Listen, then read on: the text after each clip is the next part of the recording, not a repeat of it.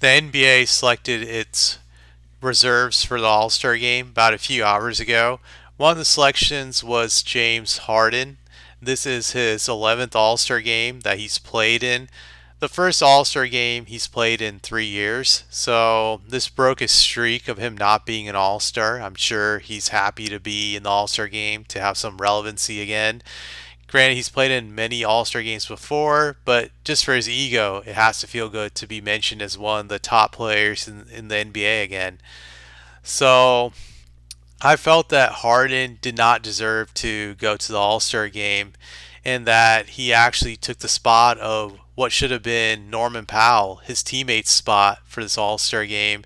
That Powell had a much better season than James Harden, but because of for whatever reason the coach has decided not to pick him.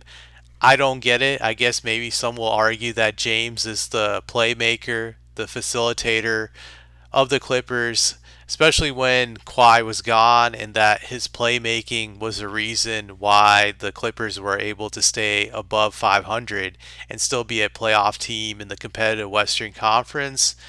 I could see that argument. I definitely could see that argument where people are coming from, but I don't agree with that fully. There's some truth in that Harden is the primary playmaker for the Clippers. For sure. He's the guy who the offense ran through when Kawhi was not there. He generated opportunities for his teammates and whatnot, but I don't think he was playing at a high level in the sense that what he was playing in the past when it came to being a facilitator. If you look at his numbers, his efficiency is terrible.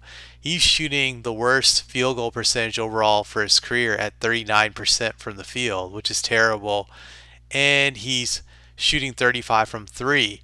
So that's terrible efficiency. Granted, he's averaging 21.7 points per game, but I would say that 21 points is a bad 21 points.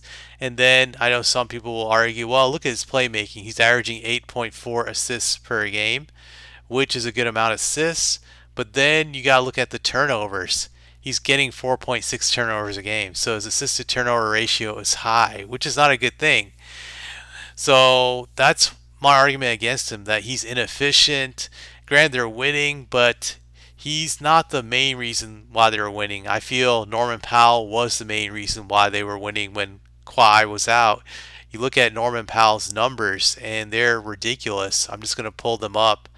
His numbers were 24 points per game, 49% overall from the field, 43 from three-point range.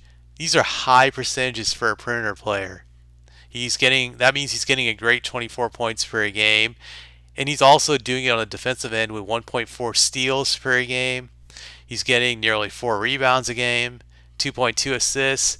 These are all-star game numbers. I don't know how he cannot get in there. To me, I feel it's disrespectful he wasn't able to get into the all-star game with these numbers. He was the best player on the Clippers until Kawhi came back. You could still say arguably he might be the best while Kawhi's still getting into game shape.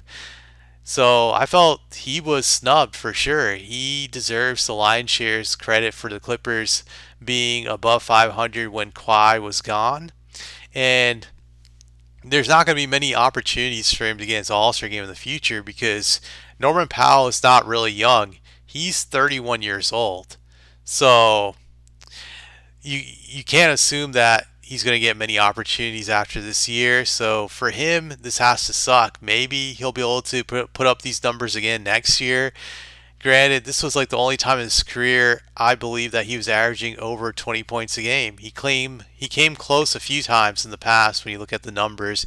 He had a few seasons where he's averaging 17, 18, 19 points a game, but this was like the first year where he averaged over 20 points a game.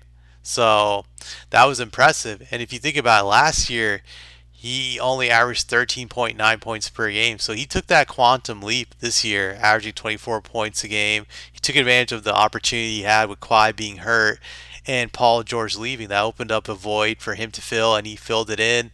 So, but he's not going to get rewarded for that. And that has to suck. I do like to see guys get in when they deserve to get in on merit. Grant, that's something we don't really believe in that much when it comes to anything in society, but this is one of the few times where he deserves to be there and he's not going to get it. And I think that sucks for a guy who is a journeyman basically. When he finally has a great year where he's qualified to be an all-star, he doesn't get it because there's just not many opportunities like these in the future.